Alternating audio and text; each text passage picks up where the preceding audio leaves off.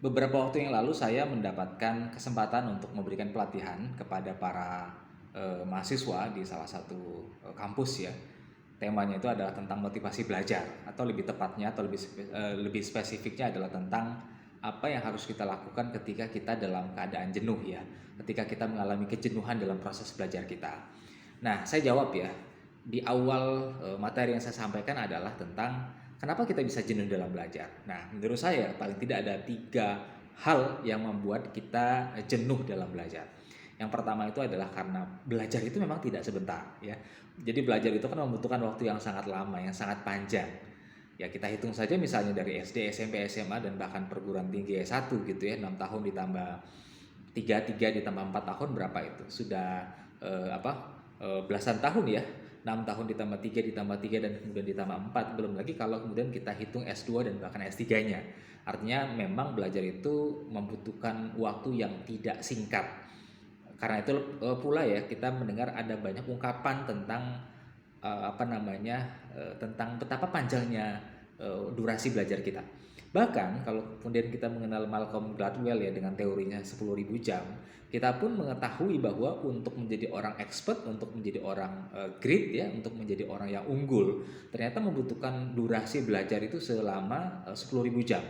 Dan 10.000 jam itu tidak hanya durasi yang kita habiskan dalam belajar, tetapi durasi yang kita habiskan untuk belajar tapi dengan cara deliberative practice ya, dengan cara yang serius, dengan cara yang sungguh-sungguh. Jadi tidak hanya belajar, tidak hanya sebatas latihan saja, tetapi latihan dan proses pembelajaran yang kita lakukan secara sungguh-sungguh.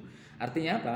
Satu sisi waktunya memang panjang, waktu durasi untuk belajar itu panjang, dan yang kedua adalah karena memang waktu yang kita butuhkan juga tidak yang kita butuhkan, effort yang kita keluarkan, effort yang harus kita lakukan selama belajar itu dalam waktu yang tidak singkat itu harus serius, harus sungguh-sungguh gitu, effort yang sangat besar gitu, effort yang sangat kuat gitu.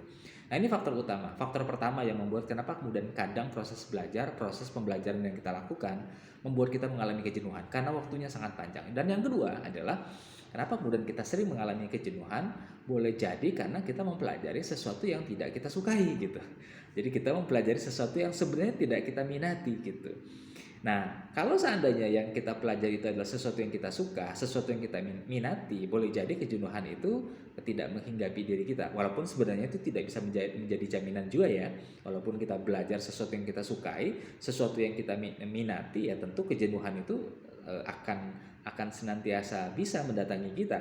Tapi apalagi kalau seandainya yang kita pelajari adalah sesuatu yang tidak kita senangi, sesuatu yang tidak kita minati, maka kejenuhan itu pasti akan datang menghampiri kita, menjumpai kita semua. Nah, tetapi kenapa kemudian kita harus mempelajari sesuatu yang tidak kita sukai, tidak kita minati gitu? Kenapa? Karena ya apa ya? Tidak selamanya ya. Jadi belajar itu kan ada dua ya. Kita mempelajari learn what we wanna learn ya. Kita mempelajari apa yang ingin kita pelajari, tetapi di satu sisi yang lain kita juga harus mempelajari sesuatu yang harus kita pelajari. Jadi ada ingin, ada harus gitu. Ingin harus kita pelajari. Kalau yang ingin itu ya memang enak ya, emang nyaman kalau kita pelajari. Tapi yang kedua harus gitu. Nah, sesuatu yang harus kita pelajari itu bisa jadi adalah sesuatu yang tidak kita minati, bisa jadi sesuatu yang tidak kita sukai, bisa jadi sesuatu yang tidak menjadi passion kita gitu. Tapi harus kita pelajari. Kenapa? Karena ini berkaitan dengan kebutuhan ya, kebutuhan situasi, kebutuhan kondisi ya, begitu. Karena situasi mengharuskan kita mempelajari itu, maka akhirnya kita mempelajari.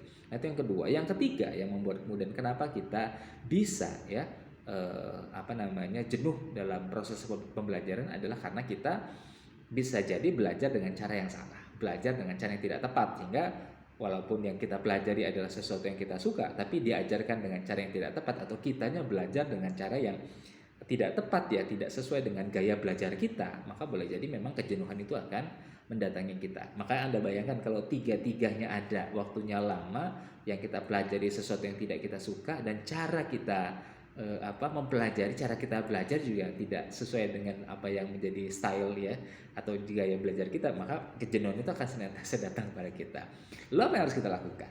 Maka yang kita lakukan begini, saya sering sekali menyampaikan bahwa dalam menghadapi kejenuhan itu kan yang paling penting dalam kejenuhan itu adalah bukan membuat kita kemudian semangat dari jenuh kemudian kita jadi semangat dalam belajar, enggak. Saya kira itu nomor 2. Yang nomor 1 itu adalah bagaimana caranya dalam keadaan jenuh kita tetap belajar.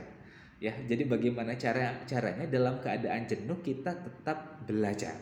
Kalau saya sih ada yang pertama, untuk menjawab pertanyaan pertama bagaimana caranya dalam keadaan jenuh kita tetap belajar, maka saya tertarik untuk menyampaikan konsep yang disampaikan sama James Clear dalam bukunya Atomic Habits. Di situ beliau menyebutkan bahwa ibaratkan sebuah kebiasaan, maka belajar itu bisa kita mulai dengan cara yang paling mudah. Ya, buat dia menjadi mudah, menjadi sangat mudah ya. Kan namanya juga dalam keadaan jenuh. Kan intinya tetap belajar, maka jadikan pembelajaran itu dalam cara yang paling mudah untuk kita lakukan. Ya. Nah, yang paling mudah itu biasanya yang paling kecil. Yang paling mudah itu biasanya yang paling kecil. Jadi intinya jangan belajar yang banyak, jangan belajar yang besar, belajar dalam kerangka yang kecil sekali, dalam jumlah yang kecil, dalam volume yang kecil, sehingga membuat kita mudah untuk melakukannya. Nah, itu satu. Jadi buat belajar itu menjadi mudah. Yang kedua, buat proses pembelajaran itu menjadi kelihatan gitulah. Nah, kelihatan di sini maksudnya begini. Kalau kita ingin membaca buku, maka pastikan bukunya kelihatan. Kita melihat bukunya. Nah, kalau kita ingin belajar, misalnya karena pelajaran olahraga, belajar berolahraga, maka pastikan sepatunya, jersinya, pakainya kelihatan. Jadi kita harus bisa membuat apapun yang membuat kita ingat dengan proses pembelajaran itu menjadi terlihat ya. Jadi kalau yang pertama tadi membuatnya menjadi lebih mudah, maka yang kedua membuatnya menjadi terlihat. Nah, yang ketiga membuatnya menjadi menarik. Nah, membuatnya menjadi menarik. Saya bilang gitu sama teman-teman ya, sesuatu itu menarik kalau juga dikerjakan sama orang lain, karena kita kan makhluk sosial ya. Jadi kita akan menganggap sesuatu menarik kalau kita berada dalam sebuah lingkungan yang menganggap sesuatu itu menarik. Kita akan merasakan bahwa sepak bola itu menarik kalau kita sedang berkumpul dengan para penyuka bola. Kita akan menganggap bahwa membaca buku itu menarik kalau kita kemudian berkumpul dengan orang-orang pembaca buku gitu. Nah, makanya ketika kita dalam keadaan jenuh dalam proses pembelajaran yang kita lakukan, maka yang kita lakukan adalah harus berkumpul dengan orang-orang yang punya semangat belajar, orang-orang yang lagi asik-asiknya belajar, orang-orang yang lagi happy-happynya belajar, senang-senangnya belajar gitu. Jadi kita kumpul dengan orang-orang seperti itu. Jangan sebaliknya, dalam keadaan jenuh belajar malah kita berkumpul dengan orang-orang yang sama jenuh, maka kita akan menjadi orang yang tambah jenuh dalam proses pembelajaran. Nah, itu yang ketiga. Yang keempat ya, yang kita lakukan agar kita kemudian tetap belajar dalam keadaan jenuh itu adalah ketika kita membuat proses pembelajaran kita itu menjadi memuaskan. Caranya bagaimana? Bisa dengan memberikan hadiah ya, hadiah kepada diri kita. Jadi kita memberikan hadiah kepada diri kita sehingga kita menganggap bahwa pembelajaran yang kita lakukan itu menjadi memuaskan. Jadi tiap kita selesai belajar ada hadiah yang sudah kita siapkan ya, untuk diri kita. Nah, itu cara untuk membuat kita nggak jenuh dalam belajar. Lalu bagaimana caranya agar kita bisa punya motivasi yang kuat ya dalam belajar?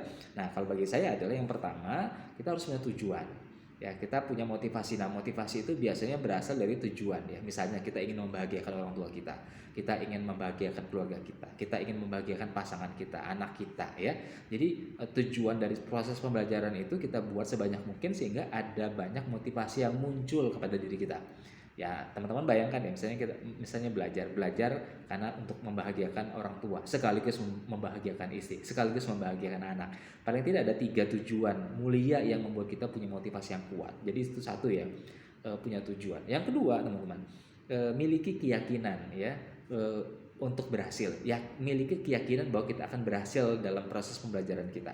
Karena sering sekali begini, orang malas belajar, orang lemas belajar, orang jenuh dalam pembelajaran karena dia merasa dia tidak punya keyakinan kalau dia berhasil. Nah, kalau kita punya keyakinan itu, kalau Anda punya keyakinan itu, maka Anda akan punya semangat lebih untuk belajar. Nah, dari mana keyakinan itu tumbuh? Keyakinan itu tumbuh kalau teman-teman memiliki growth mindset ya. Growth mindset itu adalah mindset yang benar ya dalam melihat sesuatu. Contoh begini, kalau orang yang punya growth mindset gagal, maka dia menganggap kegagalan itu sebagai sebuah umpan balik atau feedback bahwa yang dia lakukan salah. Nah, orang yang punya fixed mindset itu lawan dari growth mindset adalah orang yang ketika dia gagal, dia merasa bahwa kegagalan itu merupakan batas akhir dari kemampuannya. Makanya kalau dia gagal, maka dia menyerah.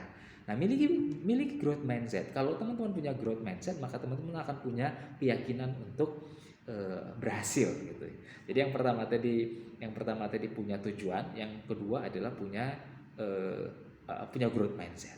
Jadi paling tidak 2 itu. Yang pertama tadi akan membuat kita tetap akan belajar kalau walaupun dalam keadaan jenuh ya, dengan cara menerapkan 4 kebiasaan ya yang disampaikan oleh James Clear dalam bukunya Atomic Habit.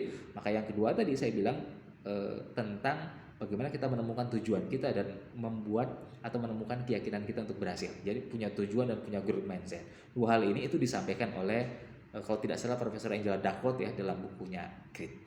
Saya kira begitu. Terima kasih. Assalamualaikum warahmatullahi wabarakatuh.